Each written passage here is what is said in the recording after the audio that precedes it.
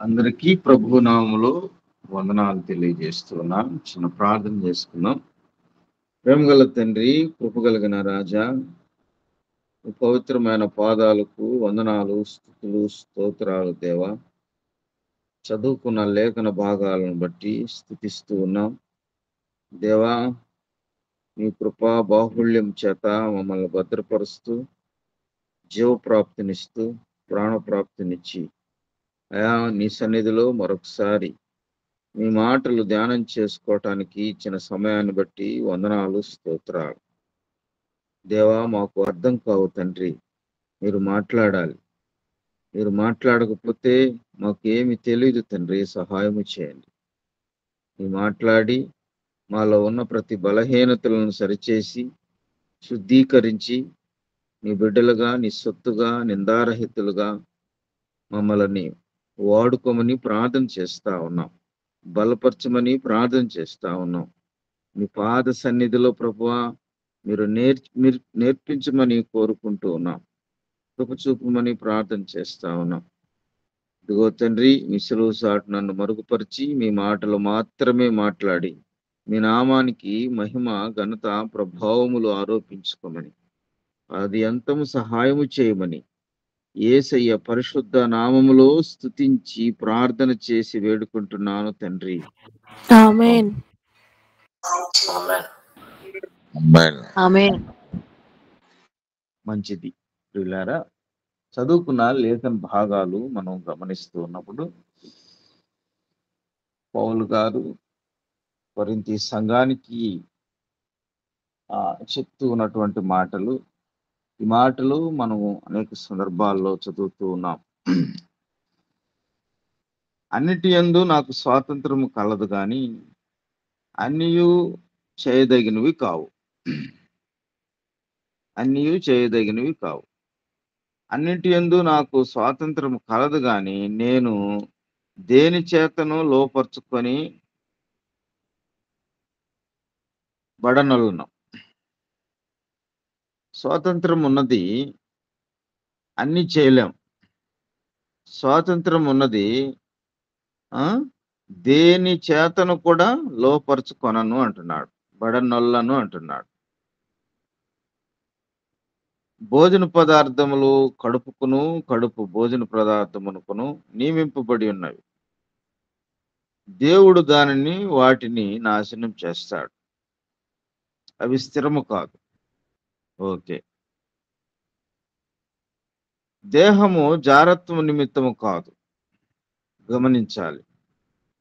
దేహము జారత్వము నిమిత్తము కాదు, ప్రభు నిమిత్తమే. ప్రభు నిమిత్తమే. ప్రభు దేహము నిమిత్తమే. గమనించాలి. దేవుడు ప్రభువును లేపెను, మనల్ని కూడా తన శక్తి వలన లేపును. మీ దేహములు క్రీస్తుకు అవయవములై ఉన్నవని మీరు ఎరుగరా? నేను క్రీస్తు యొక్క అవయవములను తీసుకొని వేసి యొక్క అవయవములుగా చేయుదునా? అది ఎంత మాత్రమును తగదు. వేసితో కలుసుకున్నవాడు దానితో ఏకమై ఉన్నాడని మీరు ఎరుగరా? వారిద్దరు ఏక శరీరమై ఇందురని మోషే చెప్పుచున్నాడు కదా. అటువలే ప్రభుతో కలుసుకున్నవాడు ఆయనతో ఏకాత్మయ్య ఉన్నాడు. ఆయనతో ఏకాత్మయ్య ఉన్నాడు. ప్రియులారా, చదువుకున్న లేఖన భాగాలు గమనిస్తూ ఉన్నప్పుడు మనకు స్వాతంత్రం ఉన్నది. ఏ పనైనా చేయగలం, ఏ పనైనా చేయగలం, ఎలా అయినా జీవించగలం. ఎలా పడితే అలా జీవించటం అనేది క్రీస్తును తెలుసుకున్నవారు, నమ్మినవారు, క్రీస్తును అంగీకరించి సొంత రక్షకుడుగా అంగీకరించిన వారు జీవించటానికి వీలు పడదు. ఎవరి కోసము అంటున్నాడు? కొరింథీ సంఘానికి రాస్తూ భోజన పదార్థములో ఎన్ని నాశనం చేస్తాడు, కానీ ఇక్కడ ఏమంటున్నాడు? జారత్వము నిమిత్తము కాదు మీ దేహము. మీ దేహము జారత్వము నిమిత్తము కాదు, ప్రభు నిమిత్తమే. ప్రభు దేహము నిమిత్తమే. కాబట్టి ఆ దేహాన్ని దేవుడు ఒకరోజు లేపాలి. దేవుడు ప్రభువుని లేపినాడు, మనల్ని కూడా తన శక్తి వలన లేపుతాడు. ఆ దేహాలు ప్రభు నిమిత్తమే ఉండాలి. ప్రభు నిమిత్తమే బ్రతకాలి. ప్రభు నిమిత్తమే ఉన్నాయనే విషయాన్ని, కొన్నాడనే విషయాన్ని క్రైస్తవులముగా మరియు మనం తెలుసుకోవాల్సిన అవసరత ఉన్నది. మీ దేహములు క్రీస్తుకు అవయవములై ఉన్నవి మీరు ఎరుగరా? జ్ఞాపకం చేసుకోవాలి. క్రీస్తుకు అవయవములై ఉన్నాయి మన దేహాలు. క్రీస్తు పరిశుద్ధుడు. ఆ పరిశుద్ధతను కలిగిన వారముగా మన అవయవాలు ఉన్నాయనే విషయాన్ని తెలుసుకోండి. మీరు ఎరగరా? నేను క్రీస్తు యొక్క అవయవములు తీసుకొని యేసు యొక్క అవయవములుగా చేయుదునా? అదెంత మాత్రము తగదు. కాబట్టి నీ యొక్క దేహము, నీ అవయములు వేశ్యతో కూడి, పాపము చేయువానితో కూడి, జారత్వము జరిగించువానితో కలవడం అనేది అసాధ్యం. అది తగని పని. అంటే పాపము జరిగించకూడదు, జారత్వము జరిగించకూడదు అనే విషయాన్ని గుర్తు చేస్తూ ఉన్నాడు. అల్టిమేట్ గా మన దేహాలు ప్రభు కొరకే ఉండాలి. మన దేహాలు ప్రభు కొరకే. ప్రభు మన దేహము నిమిత్తమే అనే విషయాన్ని గుర్తు చేసుకోవాలి. అన్ని చేసేదానికి వీలు కాదు విశ్వాసి. ఒక చట్టం ఉంది, ఒక నిబంధన ఉంది, దేవుని వాక్య హెచ్చరింపు ఉన్నది, ఒక సహవాసం ఉన్నది. దేవుని యొక్క కృపను అనుసరించి వాక్యానుసారమైనటువంటి బోధలో బ్రతకాల్సినటువంటి అవసరత విశ్వాసికి ఉన్నదనే విషయాన్ని ఈ లేఖనాల ద్వారా మనం తెలుసుకుంటూ ఉన్నాం. కాబట్టి వారిద్దరూ ఏక శరీరమై ఇందురు. అలా జీవిస్తే పాపము చేయువారు, పాపము లేనివారు కలిసి జీవిస్తే, అంటే వేశ్యతో కలిసి జీవించేటటువంటి వారిద్దరు ఏక శరీరమై ఉంటారు. అలా జీవించకూడదు అనే విషయాన్ని హెచ్చరిస్తూ ఉన్నాడు. అటువలే ప్రభువుతో అంటున్నాడు 17వ వచనంలో. ప్రభువుతో కలుసుకున్న వాడు ఆయనతో ఏకాత్మయ్యి ఉన్నాడు. ప్రభువుతో కలుసుకున్నవాడు ఆయనతో ఏకాత్మయ్యి ఉన్నాడు అనే విషయాన్ని గుర్తు చేసుకోవాలి. మనము ప్రభు నిమిత్తం బ్రతకటానికి ఇష్టపడ్డాము, ప్రభు కోసం బ్రతకటానికి ఇష్టపడ్డాము, ప్రభు కొరకే మన జీవితాలు కొనసాగబడుతూ ఉన్నాయనే విషయాన్ని గుర్తు చేసుకుంటూ, నెమరు వేసుకుంటూ, లేఖనాన్ని చదువుకుంటూ, సహవాసం చేస్తూ, ఉదయకాల సమయంలో ఆయన పాద సన్నిధిలో గోజారుకుంటూ, దేవా నన్ను బ్రతికించు నానా, నన్ను కాపాడు ప్రభువా, నాతో మాట్లాడు ప్రభువా, నన్ను సరిచేయి తండ్రి అని ఏ రీతిగా దేవుని సన్నిధికి వచ్చి ఆయనతో ఉంటూ ఉన్నామో, కాబట్టి ఆయనతో కలుసుకున్నవాడు, ప్రభువుతో కలుసుకున్నవాడు ఆయనతో ఏకాత్మై ఉన్నాడనే విషయాన్ని, ఒక్కటిగా ఉన్నామనే విషయాన్ని, దేవునితో లీనమై ఉన్నామనే విషయాన్ని గుర్తు చేసుకొని మీ దేహమును జాగ్రత్త చేసుకోమని, జాగ్రత్తగా ఉండమని మాటలు మనకు హెచ్చరింపబడుతున్నాయి. 18వ వచనాన్ని చదువుతున్నాను. జారత్వమునకు దూరముగా పారిపోండి, జారత్వమునకు దూరముగా పారిపోండి. మనుష్యుడి చేయు ప్రతి పాపము దేహమునకు వెలుపటి ఉన్నది గాని, జారత్వము చేయువాడు తన సొంత శరీరమునకు హానికరముగా పాపము చేయుచున్నాడు. గమనించాలి, మనుష్యుడు చేసే ప్రతి పాపము దేహానికి వెలుపల ఉన్నదనే విషయాన్ని గుర్తు చేసుకో. ఆలోచన పాపం. ఉమ్, నీ ఆలోచన వైఖరిలో ఉన్నటువంటి ఎన్నో కావచ్చు. నీ జీవితంలో జరిగే ఎన్నో పొరపాట్లు కావచ్చు. ఇవన్నీ పాపాని కిందకి రావచ్చు. కానీ నీ దేహముతో జరిగించే జారత్వము, అవన్నీ వెలుపునున్నాయి. కానీ నీ దేహముతో జరిగించే పాపము సొంత శరీరానికి హానికరముగా ఉన్నది. దానిని కూడా పాపము అంటూ ఉన్నాం. నీ సొంత దేహానికి జారత్వాన్ని జరిగిస్తే అది హానికరముగా ఉంటూ ఉన్నది. ఇక్కడ అనుకున్నాగా, నీ దేహము ప్రభు నిమిత్తమే ఉండాలి, ప్రభు నీ దేహము నిమిత్తమే ఉండాలి అనే విషయాన్ని గుర్తు చేసుకుంటూ జారత్వము జరిగించకుండా, ఇక్కడేమన్నాడు? జారత్వాన్ని చూసి పారిపోండి అంటున్నాడు. జారత్వమునకు దూరముగా పారిపోండి అంటే నీ దేహముతో జరిగించేటటువంటి పాపము చేయకుండా మానండి, జాగ్రత్త పడండి. ప్రభు ఈ దేహాన్ని ఒక రోజు లేపాలి. ప్రభు కోసమే బ్రతుకుతూ ఉన్నటువంటి ఈ దేహాన్ని జాగ్రత్తగా అరికాల మొదలుకొని నడినెత్తి వరకు ఏ అవయవము ఎలా నీకు స్పందిస్తూ ఉన్నదో, ఎలా నిన్ను తొందర పెడుతూ ఉన్నదో గుర్తు చేసుకుంటూ ప్రభు కోసం బ్రతకటానికి మనం ముందుకు సాగాలి.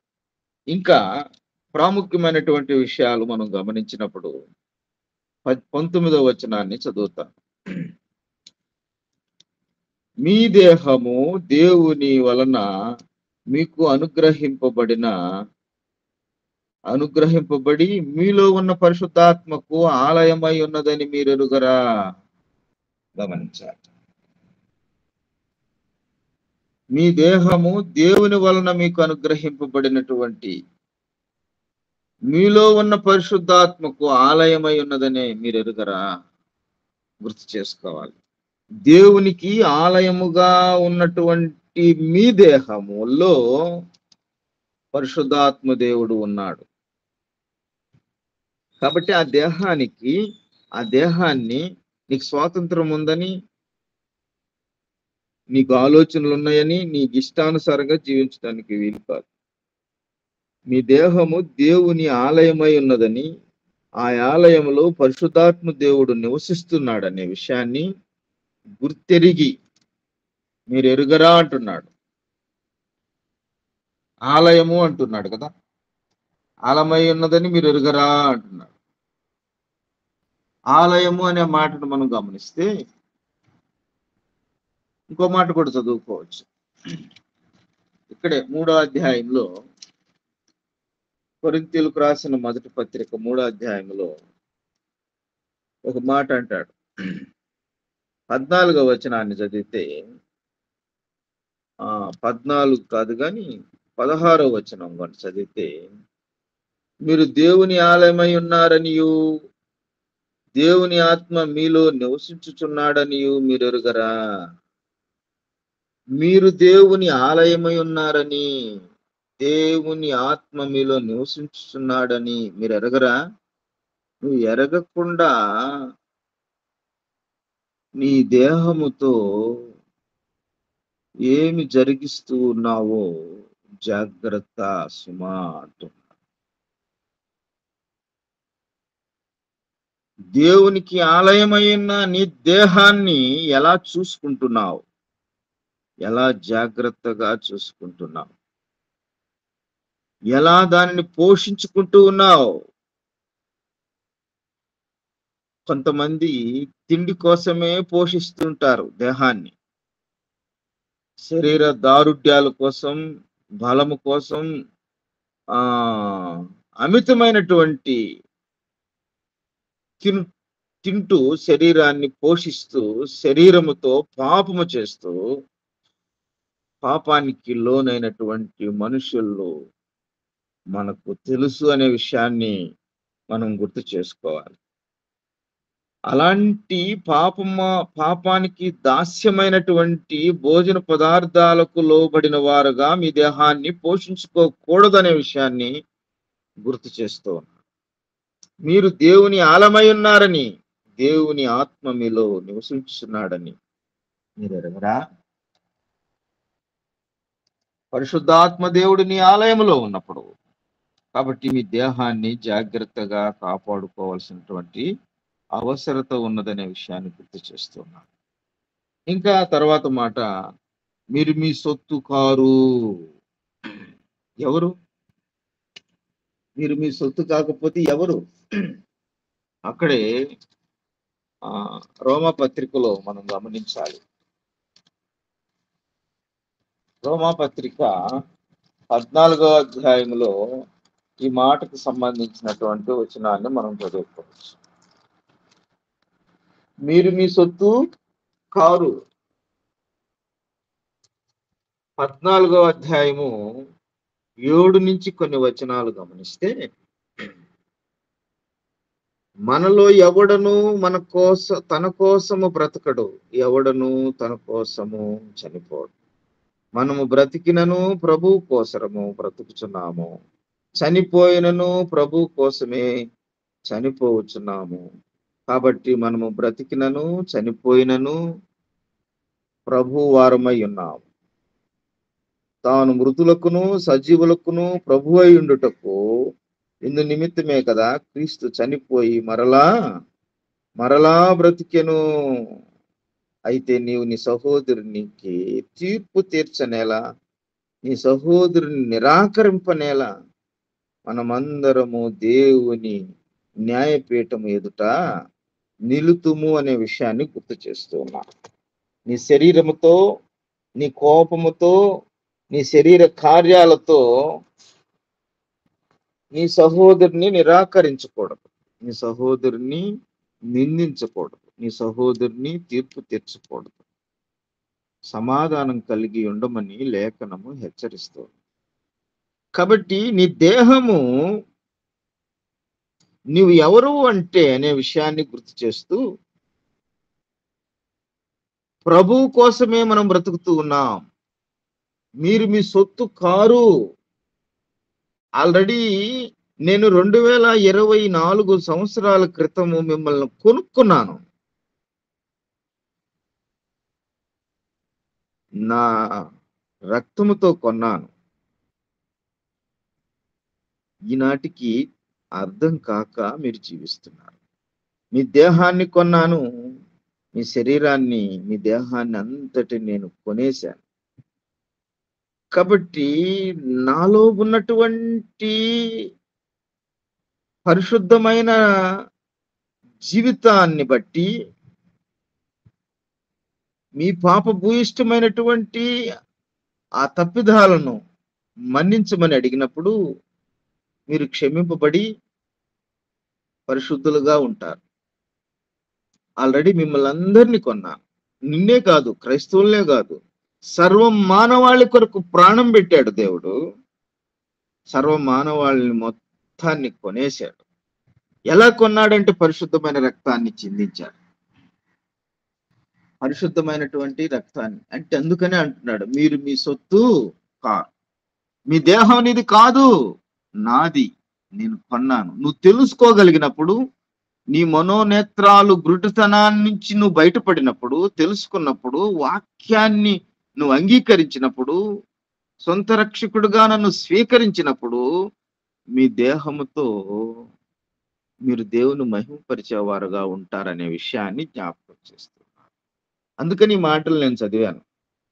మనలో ఎవడను తన కోసమే బ్రతకడు, ఎవడను తన కోసమే చనిపోడు. మనము బ్రతికినను ప్రభు కోసమే బ్రతుకుచున్నాము, చనిపోయినను ప్రభు కోసమే చనిపోవచ్చున్నాము.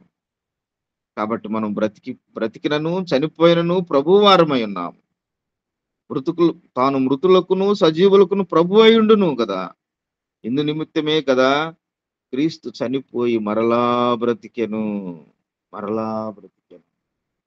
కాబట్టి నిన్ను భూలోకములో ఉన్నప్పుడు నిన్ను రక్షిస్తాడు, నువ్వు మరణించినా కూడా నీ ఆత్మను రక్షించే దేవుడుగా ఉంటూ ఉన్నాడు. కాబట్టి నీ దేహము నీ సొత్తు కాదు, దేవుని సొత్తు అది. ఆ దేవుని సొత్తైనటువంటి దేహములో పరిశుద్ధాత్మ దేవునికి నిలయమై ఉన్నటువంటి ఆ దేహముతో నీ ఇష్టానుసారంగా జీవించటానికి వీలు కాదు. ఎవరు చూస్తున్నారులే, ఎవరు గ్రహిస్తున్నారులే, నా దేహము నా బలము ఆ నేను అన్నట్లుగా నువ్వు వేసితో కలిసినప్పుడు, లేదంటే పాపముతో నువ్వు జరిగిస్తూ ఉన్నప్పుడు దేవుడు నీలో ఉండడనే విషయాన్ని గుర్తు చేసుకుంటావు. దేవుని వారమై నువ్వు ఉండలేవనే విషయాన్ని గుర్తు చేసుకుంటావు. కాబట్టి మీరు మీ సొత్తు కారు అనే విషయాన్ని గుర్తు చేసుకోవాలి. ఏమంటున్నాడు ఇంకా ఆ మాట? మీరు మీ సొత్తు కారు, విలువ పెట్టి కొనబడిన వారు కనుక మీ దేహముతో దేవుని మహింపరచండి. విలువ పెట్టి కొనబడిన వారు, గమనించాలి. విలువ పెట్టి కొనబడడం అంటే గుర్తు చేసుకోవాలి. అక్కడే 7వ అధ్యాయము 23వ వచనాన్ని చదువుతాను. కొరింథీయులకు రాసిన మొదటి పత్రిక 7వ అధ్యాయం 23వ వచనాన్ని మనం చదువుకున్నట్లయితే, మీరు విలువ పెట్టి కొనబడిన వారు గనుక మనుషులకు దాసులు కాకుడి. మనుషులకు దాసులు కాకుడి. మనుష్యులు రకరకాలైనటువంటి విధానంలో ఉంటున్నారు. శరీర సంబంధులుగా ఉంటున్నారు, ప్రకృతి సంబంధులుగా ఉంటున్నారు, ఆత్మ సంబంధులుగా ఉంటున్నారు. ఎవరు ఏ రీతిగా జీవిస్తూ ఉన్నారో గ్రహించి ఆ మనుషులకి దాసులు కావద్దు. మీరు ఆత్మ సంబంధులు, ప్రకృతి సంబంధులు దేవుని విషయాలను అంగీకరించలేరు. మా శరీర సంబంధులు దేవుని విషయాలను అంగీకరిస్తూ పాపములోనే జీవిస్తూ ఉంటారు, దేహముతో జరిగిస్తూ ఉంటారు, పాపము జరిగిస్తూ శరీరానుసారంగా జీవిస్తూ ఉంటారు. ఇక్కడ ఏమంటున్నాడంటే, విలువ పెట్టి కొనబడిన వారు గనుక మనుషులకు దాసులు కావద్దు అంటున్నాడు. మనుషుడు చేసేటటువంటి ఆ శరీర క్రియలను జరిగించవద్దు అని మనం హెచ్చరిస్తున్నాడు. మనకు తెలిసిన మాటే కదా. అపోస్తుల కార్యములు 20వ అధ్యాయంలో 20వ అధ్యాయంలో ఒక మాట అంటాడు కదా, స్వరక్తమిచ్చి సంపాదించుకున్నాను అంటాడు. సంఘం గురించి చెప్తూ మనల గురించి కూడా హెచ్చరిస్తూ ఉన్నాడు. 28వ వచనంలో, దేవుడు తన స్వరక్తమిచ్చి సంపాదించిన తన సంఘమును కాయుటకు పరిశుద్ధాత్మను దేని యందు అధ్యక్షులుగా ఉంచారు. స్వరక్తమిచ్చి అనే మాటను మనం గమనించాలి. విలువ పెట్టి కొనబడుట, సొంత రక్తముతో ధారపోశాడు, నీ కోసం ధారపోసి ఆ రక్తానంతటిని చిందించి నిన్ను కొన్నాడు విలువ పెట్టి. రక్తానికి ఎంత విలువ ఉందంటే, ఎంత విలువ ఉంది చెప్పాలి? ఎంతో విలువ ఉంది. ఎన్ని కోట్లు, ఎంత డబ్బు, ఎంత కుమ్మరించినటువంటి ఆ విలువను లెక్క కట్టలేను కదా. కాబట్టి తన యొక్క పరిశుద్ధమైన రక్తము ద్వారా నిన్ను కొన్నాడనే విషయాన్ని, విలువ పెట్టి కొనబడుట. ఎలా కొన్నాడు? స్వరక్తం ఇచ్చి కొన్నాడు. నీకు ఈరోజు నీ దేహము ఉంటుందిలే, నేను ఇష్టానుసారంగా జీవించొచ్చులే అనుకుంటే పొరపాటు సహోదరుడా, సహోదరి. పాపములో ఉన్నావనే విషయాన్ని గుర్తించు, జారత్వాన్ని జరిగిస్తున్నావని గుర్తించు, శాపములో ఉన్నావని, శాపగ్రస్తుడు అయి ఉన్నావని, భ్రష్టుడు అయి ఉన్నావని గుర్తించు. దేవుడు అంటున్నాడు, స్వరక్తమిచ్చి సంపాదించాను నిన్ను, స్వరక్తమిచ్చి సంపాదించాను నిన్ను. ఎలా సంపాదించాను అంటే, హెబ్రీ రాసిన పత్రికలో ఒక మాట జ్ఞాపకం చేస్తాను. హెబ్రీలకు రాసిన పత్రిక 9వ అధ్యాయము 12వ వచనాన్ని చదువుతున్నాను. 12 మేకల యొక్కయు కోడెల యొక్కయు రక్తముతో కాక తన స్వరక్తముతో ఒక్కసారి పరిశుద్ధ స్థలములో ప్రవేశించెను అనే మాట. మేకల రక్తం పనికిరాదు, కోడెల రక్తము పనికిరాదు నిన్ను రక్షించటానికి. ఎన్ని మేకలు ఎన్ని కోడెలు కోసినా నీ పాప క్షమాపణ విమోచన జరగదు. తన స్వరక్తముతో ఒక్కసారే పరిశుద్ధ స్థలములో ప్రవేశించావు. స్వరక్తముతో సంపాదించుకున్నాడు. అది విలువ. ఆయన స్వరక్తముతో నిన్ను విలువ పెట్టుకున్నాడు. ఆ విలువను నువ్వు గుర్తించలేక దేహంతో జరిగిస్తూ ఉన్నావు జారత్వాన్ని. జ్ఞాపకం చేసుకోండి. 14వ వచనాన్ని చదువుతున్నాను. హెబ్రీ 9:14. నిత్యుడగు ఆత్మ ద్వారా తను తాను దేవునికి నిర్దోషిగా అర్పించుకొనిన క్రీస్తు యొక్క రక్తము నిర్జీవ క్రియలను విడిచి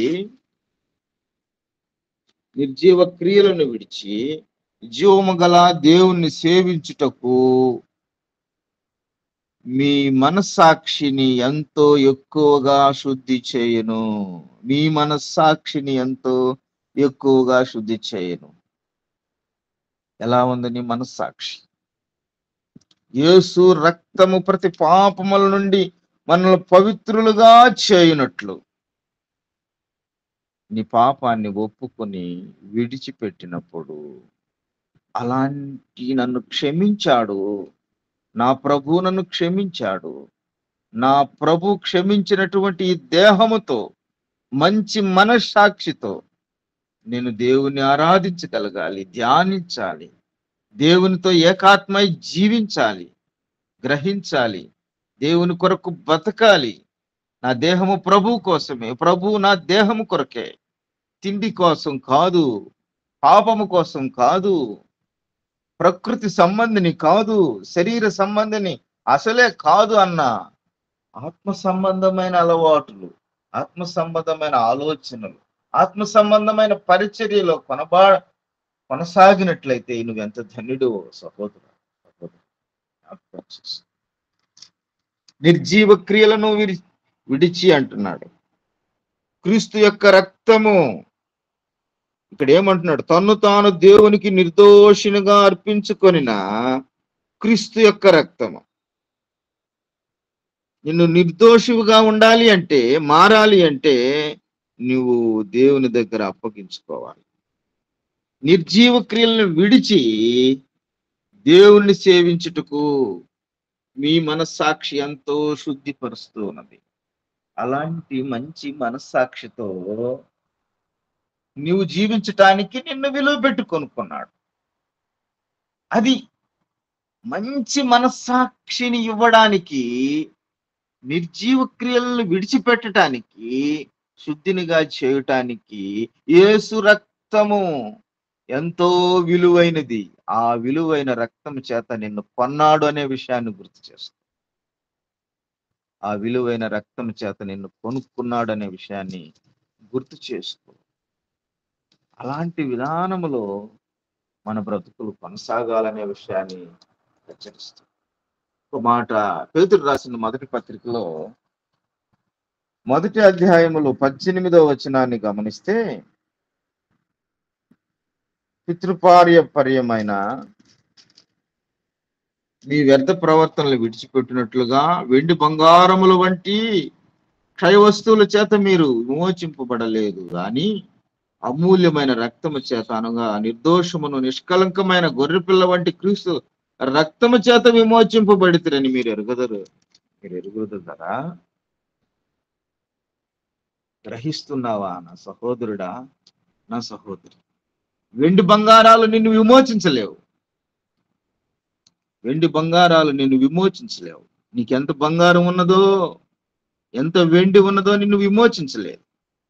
క్రీస్తు రక్తము నిన్ను విమోచించింది. క్షయ వస్తువుల చేత మీరు విమోచింపబడలేదు, కానీ అమూల్యమైన రక్తము, నిర్దోషమును నిష్కంకమైన గొర్రెపిల్ల వంటి క్రీస్తు రక్తము చేత విమోచింపబడ్డావని నువ్వు ఎరగవా? ఎరగకుండానే నువ్వు దేహముతో పాపాన్ని జరిగిస్తున్నావా, జారత్వాన్ని జరిగిస్తూ ఉన్నావా అని హెచ్చరిస్తూ ఉన్నాడు.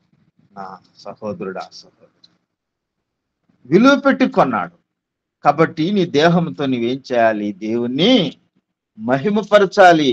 రోమపత్రిక 12వ అధ్యాయంలో మనం చదువుకుంటాం కదా. 12వ అధ్యాయము ఏమంటాడు? మీ దేహములు కాబట్టి సహోదరులారా, పరిశుద్ధమును దేవునికి అనుకూలమునైన సజీవ యాగముగా మీ శరీరాలను ఆయనకు సమర్పించండి. దేవుని వాత్సల్యమును బట్టి మిమ్మల్ని బతిమాలుకుంటున్నాను, ఇటు సేవ మీకు యుక్తమైనది అంటున్నాడు. బ్రతిమాలుకుంటున్నాడు. ఎందుకు? మీ దేహముతో జారత్వం జరిగించద్దయ్యా. మీ శరీరాలు పరిశుద్ధమును దేవునికి అనుకూలమైనటువంటి సజీవ యాగముగా ఉండాలి అంటున్నాడు. మీ శరీరాలు సజీవ యాగముగా దేవునికి సమర్పించుకోవాలి అంటూ. ఎలా ఉంది నీ శరీరం? ఎలా వాడుకుంటున్నావు నీ దేహం? నీ దేహముతో దేవుణ్ణి మహిమపరచండి అంటున్నాడు. సజీవ యాగముగా నీ శరీరాన్ని మహిమపరుచుకో. అరికాలు మొదలుకొని నడినెత్తి వరకు నీ శరీరాన్ని ఎలా ఉపయోగించుకో. దేవుని నిమిత్తమే నీ దేహము, ప్రభువు నిమిత్తమే నీ దేహము, ప్రభువు నిమిత్తమే నీవు గుర్తు చేసుకొని నీ దేహముతో దేవుని మహిమపరచాలనే విషయాన్ని గుర్తు చేస్తున్నాను. చివరికి ఒక మాట నేను చదివిస్తాను. ఫిలిప్పీలకు రాసిన పత్రిక 1వ అధ్యాయం 19వ వచనాన్ని చదువుతూ ఉన్నాను. 19వ వచనాన్ని చదువుతూ ఉన్నాను. మరియు నేను ఏ విషయములోనూ సిగ్గుపడక ఎప్పటి వలనే ఇప్పుడును పూర్ణ ధైర్యముతో బోధించుట వలన నా బ్రతుకు మూలముగానైనను సరే, సావు మూలముగానైనను సరే, క్రీస్తు నా శరీరమందు గణపరచబడును. గుర్తు చేసుకోవాలి, గుర్తు పెట్టుకోవాలి. పౌలు గారు అంటున్నాడు, ఏ విషయంలోనైనా నేను సిగ్గుపడను, కానీ అప్పుడెట్టున్నాను ఇప్పుడెట్టున్నాను పూర్ణ ధైర్యముతో బోధించుట వలన నా బ్రతుకు మూలముగానైనను సరే, చావు మూలముగానైనను సరే. అంటే చావు, చనిపోయే సందర్భంలో కూడా, నేను బ్రతికిన సందర్భంలో కూడా, నా జీవిత కాలం అంతా కూడా, నేను చనిపోయే పరిస్థితుల్లో కూడా క్రీస్తు నా శరీరం మందు గణపరచబడాలి. ఎంత తీర్మానం అండి! ఎంత ఘనమైనదండి! తన శరీరము ద్వారా దేవుని మహిమపరుస్తూ ఉన్నాడు, దేవుని ఘనపరుస్తూ ఉన్నాడు. సిగ్గుపడే వ్యక్తి కాదు, బోధిస్తూ ఉన్నాడు. తన శరీరాన్ని స్వాధీనంలో పెట్టుకుని ఉన్నాడు. తన శరీరముతో, తన దేహముతో దేవుణ్ణి మహిమపరుస్తూ ఉన్నాడు. గుర్తు చేసుకోవాలి నా సహోదరుడు, ఆ సహోదరు. కాబట్టి ఈ దేహము దేవునికి ఆలమై ఉన్నది. మీరు మీ సొత్తు కారు, విలువ పెట్టి కొనబడిన వారు కనుక మీ దేహముతో దేవుని మహిమపరచమనే విషయాన్ని నేను గుర్తు చేస్తూ ఈ వాక్యాన్ని ముగిస్తూ ఉన్నాను. దేవుడి ఈ వాక్యాన్ని దీవించి ఆశీర్వదించును. ప్రేమగల మా పరలోకపు తండ్రి యేసు క్రీస్తు ప్రభువా, మీకే స్తోత్రాలు చెల్లిస్తా ఉంటాం. అవును ప్రభువా, పాపముల చేత, అపరాధాల చేత చనిపోయి నరకానికి పాత్రులు మమ్మల్ని మీరు రక్షించుకున్నారు, మీ సొత్తుగా చేసుకున్నారు. మీ రాజ్య వారసులు అంగీకరించుకు స్తోత్రాలు చెల్లిస్తా ఉన్నాం. మీ పరిశుద్ధాత్మ ద్వారా మీరు మాలో నివసిస్తూ మాతో ఉండు. మీ కొరకు భూలోకంలో మంచిగా జీవించాలని మీరు మాకు అనుగ్రహించిన ప్రతి సదుపాయాన్ని బట్టి మీకే స్తోత్రాలు చెల్లిస్తా ఉన్నాం.